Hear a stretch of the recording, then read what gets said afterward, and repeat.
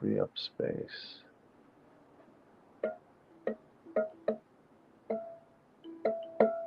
Ding dong.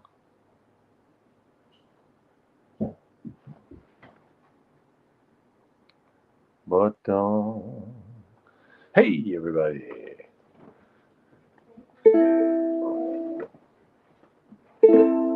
My funny Valentine, sweet comic Valentine, you make me smile with my heart. Your looks are laughable, unphotographable, yet you're my favorite work of art. Is your figure less than Greek? Is your mouth a little weak when you open it to speak? Are you smart? But don't change a hair for me, not if you care for me. Stay, little Valentine, stay.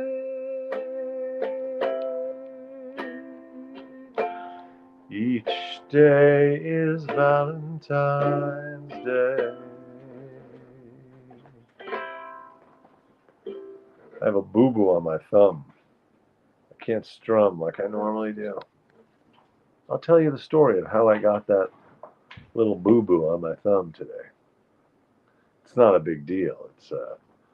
It would be unnoticeable. It would be unworthy of a comment if I wasn't here with my thumb, trying to figure out how to strum without my thumb. I gotta strum up.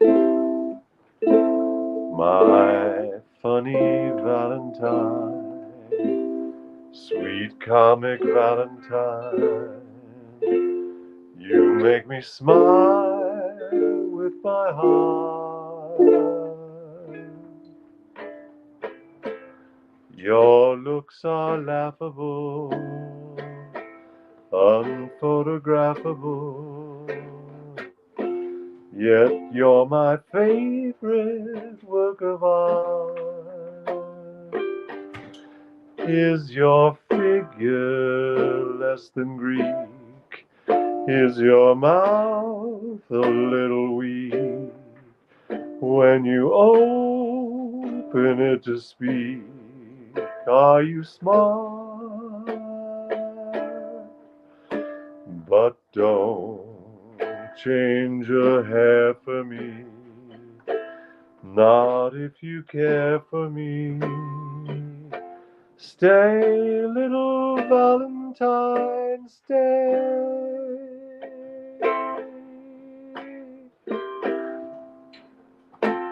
Each day is Valentine's Day.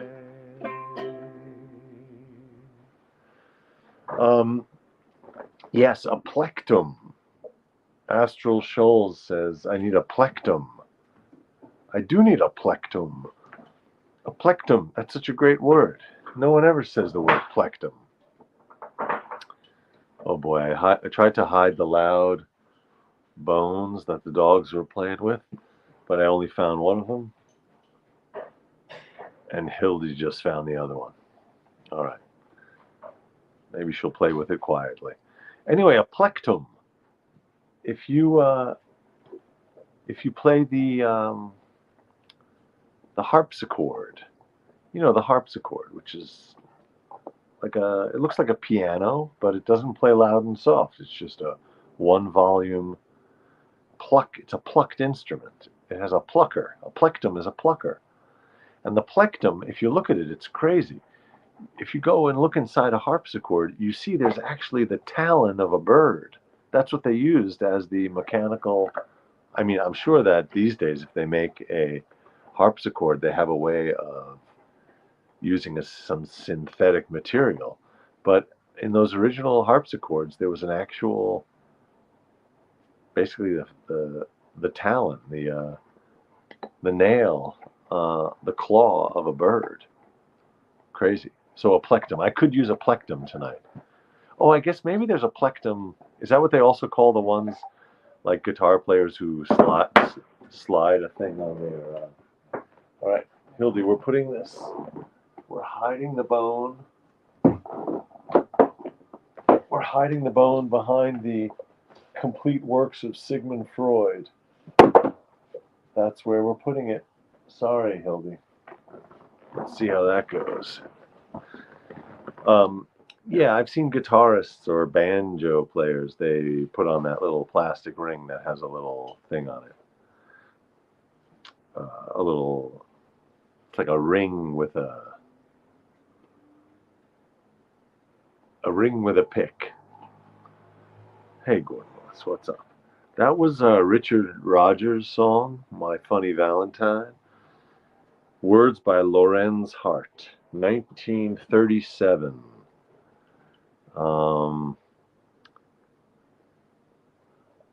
Yes, Mary, I thought the same thing. Hiding the bone behind the Sigmund Freud books. It is somehow appropriate.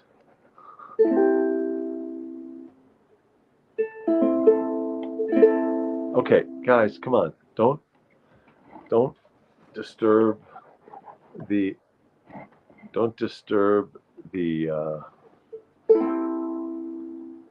the tripod. The tripod is actually a stool. It's a wooden stool that I found. I found a few of these wooden stools a number of years ago, and they're furniture in my apartment. But now a munchie treat is hidden among the books, reinforcing the idea that books are food. Nuro, you make a good point, as usual. Yes, you all make good points. I'll try not to leave the bone, that delicious bacon-infused synthetic bone. I'll try not to leave it there. My funny Valentine, sweet comic Valentine, you make me smile, you make me smile with my heart. Your looks are laughable. Okay, enough of that. Yeah, they are showering attention on each other for your entertainment and mine.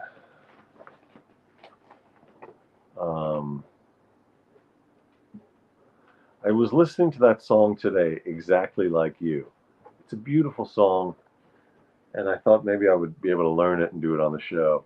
And maybe I will at some point, but it was not easy. I listened to Diana Krall doing it. I listened to Nina Simone doing it. I listened to Benny Goodman doing it, and Ella Fitzgerald doing it. I know the song from Benny Goodman from a recording where it's, I think it's, anyway, a greatest hits kind of cassette I had of his stuff. It's a really beautiful song, Exactly Like You. I'm going to do it. It's on my to-do list. It's on my to-sing list. Exactly Like You. Yeah, Benny Goodman and Lionel Hampton. That's the recording. It's just a beautiful song. It swings, and it's a very smart, touching lyric, and a beautiful melody. Just a beautiful melody. And then it seems so perfect for these people like Nina Simone or Ella Fitzgerald, who can really improvise, both with their voices and with the keyboard. In the case of Nina Simone, and it's just beautiful. I'm trying to look up who wrote the song.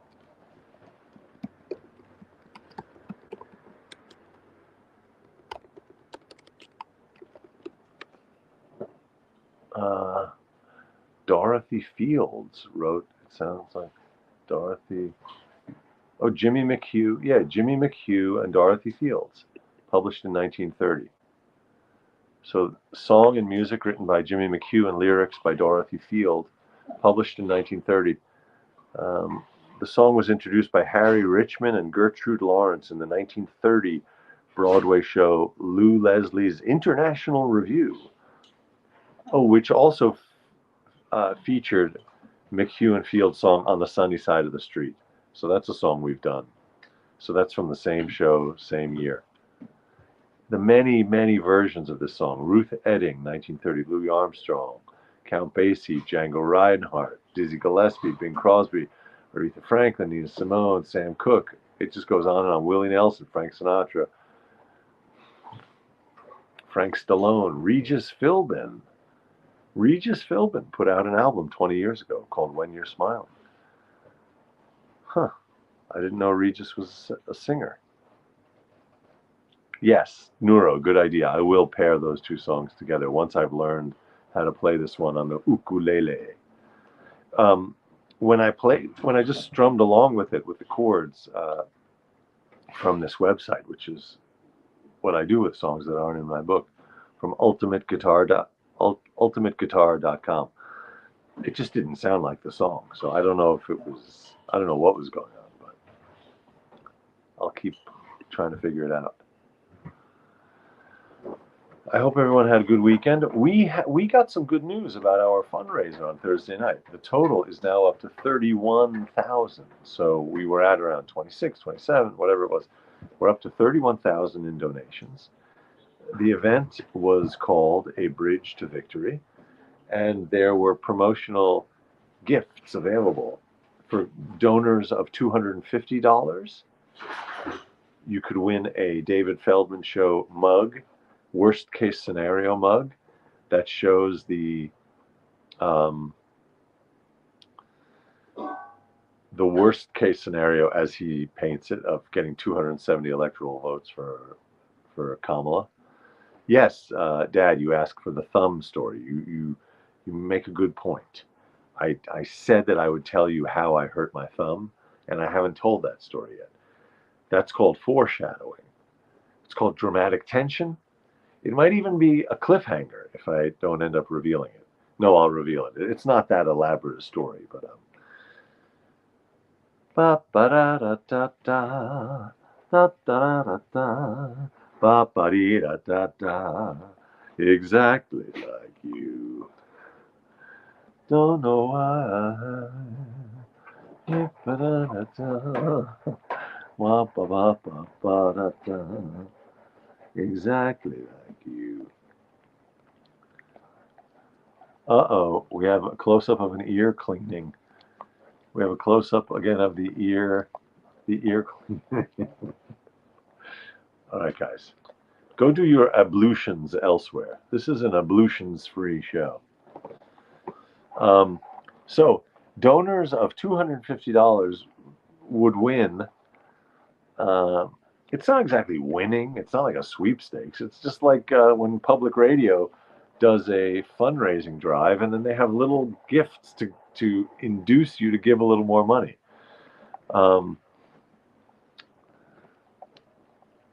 So the mug for $250, and then for the donors of $1,000, they are being sent a signed Lux 4-volume set of the Bridgerton novels, signed and sent to you directly from the author, Julia Quinn. So several people made that donation, and the author very generously extended the offer through tonight. So if anyone is so moved, I am going to put as Gornemans licks her ear and she licks the keyboard, I am going to drop this into the chat one more time. No pressure. I mean, seriously, zero pressure. It's just...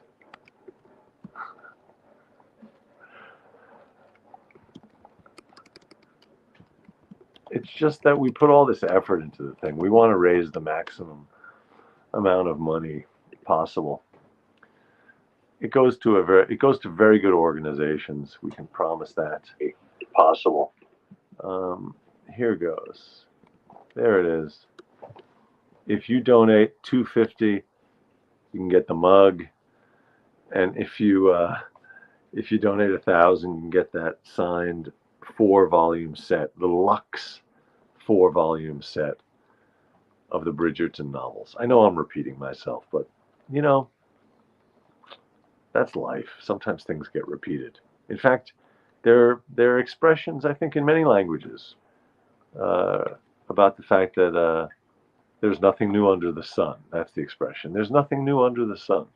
So, am I repeating myself? Yes. Am I repeating something someone else said before? Yes, probably.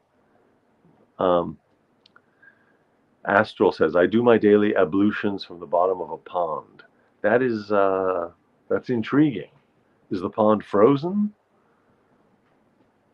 Oh, did I tell you? I think I did, but again, I'm repeating myself. But I signed up for the Kingdom Games. If anyone's interested, February 21st through 23rd, the Kingdom Games in Lake Memphremagog or Memphremagog.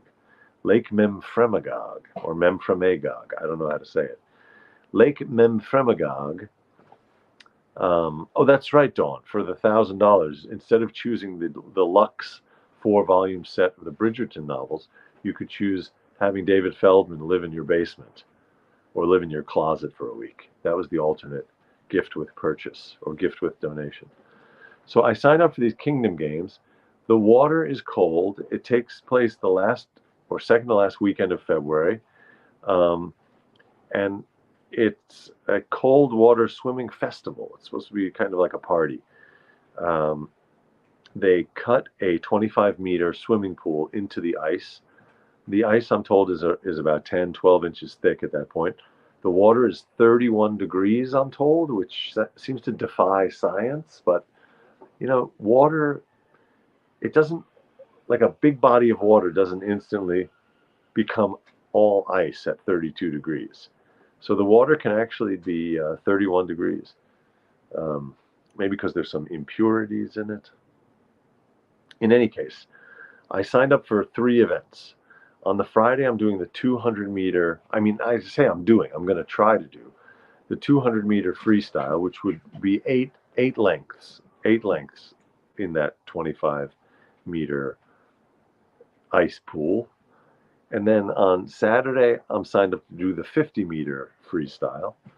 And then on Sunday, the 25-meter butterfly, which seems like it could be very painful. Because, as I discovered doing butterfly in somewhat chilly water a few weeks ago, you're really getting more submerged and you're getting cold. You're getting colder.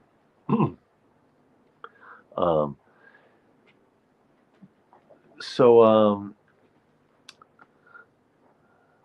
Jay asks, how did Feldman do? Feldman was great. Feldman was hilarious. He quizzed MC Congressman Jamie Raskin on some of his animated characters. He did a bit where he played recordings of some of his animated characters speaking in their own bizarre voices, which are electronically altered. They were all speaking weird things that the former president said, insane ramblings. And then he would have Jamie Raskin guess what president in American history said that deranged thing, which was obviously said by the former president. But Jamie Raskin was very funny, and the interaction between Feldman and Raskin was very funny. So the first guess was, I think the first quote was the thing about the sharks, or it was about eating the dogs. It was that one of those crazy things. And Jamie Raskin guessed that it was George Washington. It was so funny. Yeah, Dawn, you appreciated that. It was just so funny. Also, John Fugelsang was incredibly funny. Alonzo Bowden's tape was great. I think everybody really did great. Julia Quinn, the author of Bridgerton, spoke about book banning. She spoke very eloquently and very passionately about it. She told me afterwards in an email that she's done a number of events in which she has spoken about that subject.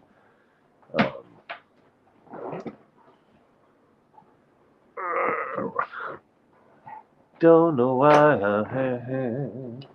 Ba ba da da da da da dee da da da. Exactly like you. Jamie Ann Sanzi says Jamie Raskin was on with Snyder at the Politics and Prose the other day. Oh, cool. All right. Yeah, he's a national treasure. I mean, it was incredible. It was great. It was fun to be able to interact with him. And he is tireless, absolutely. He goes from this event to the next event. He had to jump off of our event at 8 p.m. because he was doing at least one more Zoom event that night. Hey, guys, stop it. Stop it. Now they're starting to knock over furniture. It's too much. All right. Oh, let me tell the story of my thumb. So, about a year ago, maybe 2 years ago, I'm always finding stuff. So I found a Leatherman. You know the Leatherman? This was a knockoff version of the Leatherman. The Leatherman. You know, one of those multi-tools that folds up in a clever way, and then you have it in a little holster, or you could have it on your belt or whatever. And it has pliers, it has a knife, it has a fish scaler, whatever the hell it has. So I have this thing in my car. I found it. I thought it could be useful. It has a sort of needle nose pliers on it. And so what I've been doing occasionally is there on Metropolitan Avenue here, just a block from me, which is a long avenue that runs from the river all the way through Brooklyn, all the way to Queens. So for the few blocks of Metropolitan Avenue here, they'll frequently post signs on the trees for like, if they're going to be doing street construction or if a TV show is going to be shooting. So some numbskulls, the way they affix their little signs to the trees, and they're just temporary signs saying like, don't park here on Tuesday. But sometimes the way they do it is with a staple. And they'll use probably one of those it's like a hammer staple thing. You know those things where you kind of whack something and then it staples the paper or the cardboard. So there are tons of staples in these trees, which really bugs me. They're these beautiful trees that have been planted over the years. Some of them are old, some of them are younger. There are locust sort of trees. I don't know the other trees, honestly, but different kinds of bark, beautiful trees. But they have dozens and dozens of staples in them.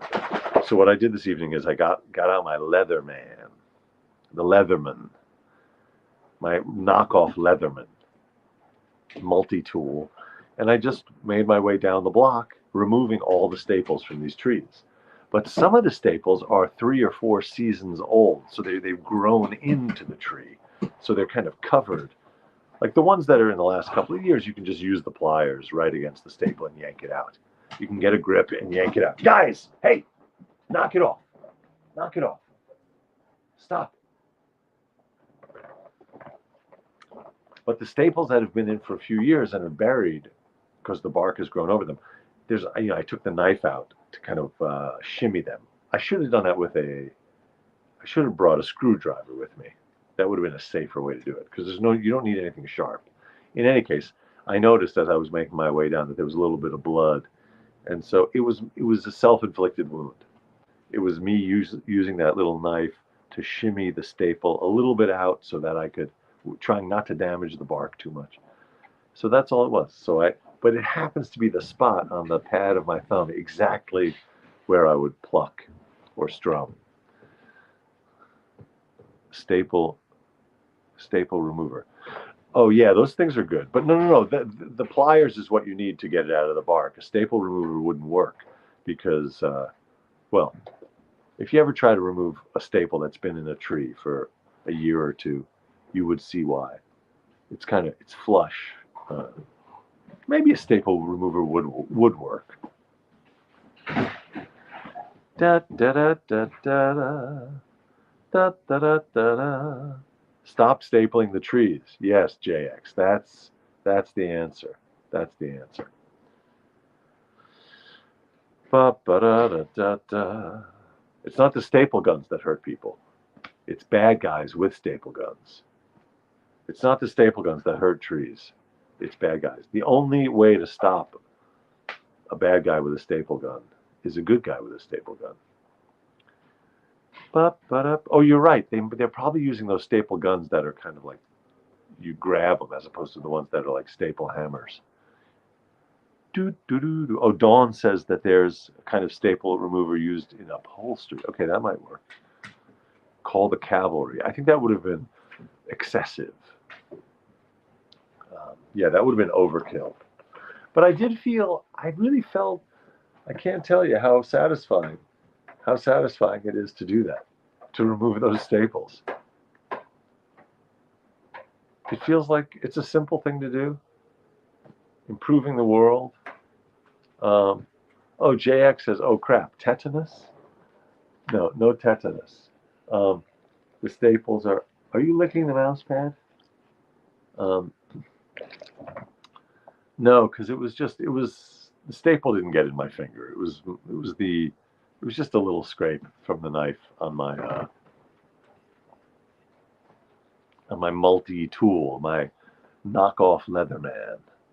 Ugh, the strumming. Yeah. Staples disrupt cell growth. Well, that's what I'm thinking, Mary. Even in an infinitesimal way, those staples in the trees, they're not good for the tree. I just don't understand what's going on in someone's head when they think you can do that, when they think the tree. Similarly, I really don't like when people lean their garbage and their recycling against the tree. There's lots of sidewalk available. I think I've done back in the summer, I was doing a few public service announcement rants on TikTok about just this sort of topic. So people should treat the trees like trees. Treat them like the miraculous, beautiful things they are.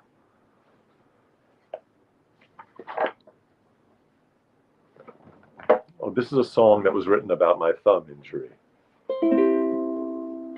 Nobody knows the trouble I've seen. Nobody knows but Jesus. Nobody knows the trouble I've seen. Glory, hallelujah.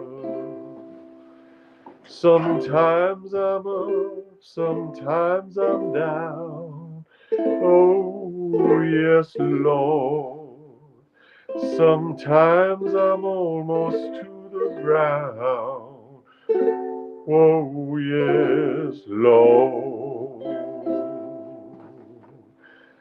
Now you may think that I don't know.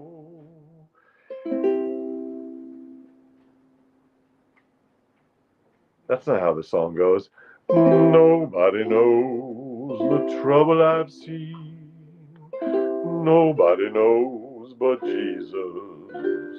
Nobody knows the trouble I've seen.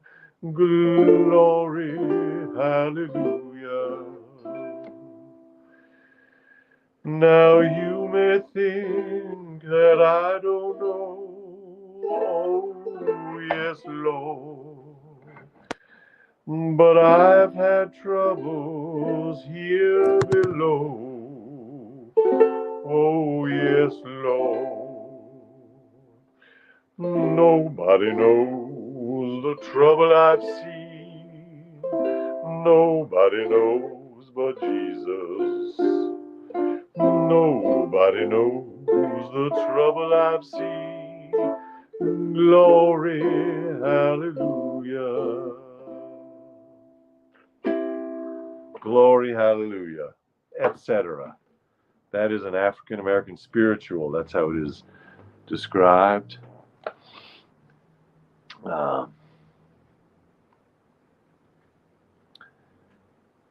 Yeah. Last night during the show, when the dogs were romping, and I kicked the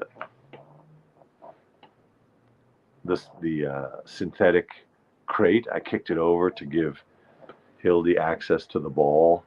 I accidentally also gave her and Gournemont's access to these chew things they're Himalayan yak milk based chew things. I know it sounds very elaborate, but they're a thing now in pet stores. Himalayan yak milk chew bones. And we don't give them to them anymore for digestive reasons, but that was my big mistake. They got access. Everything was fine, I think, in the long term, but oh my soul to the company's door. That's a good song. Okay, tomorrow, or one of these days soon. Wasn't the original wording my sorrow? That's exactly right. Jesus, I think, was not in the original um, wording of this song. Nobody knows my sorrow. That's right. Um, all right, that's the show, people. Thank you so much for tuning in. I am Ethan. There's my name, Ethan Hirschenfeld. Ethan Hirschenfeld. There's my thumb pointing to it. Ethan Hirschenfeld. This is the No Show. It happens every night at 9 here on YouTube. Thank you for tuning in. Thank you for your eyes and your ears, and I'll see you tomorrow night. Thanks.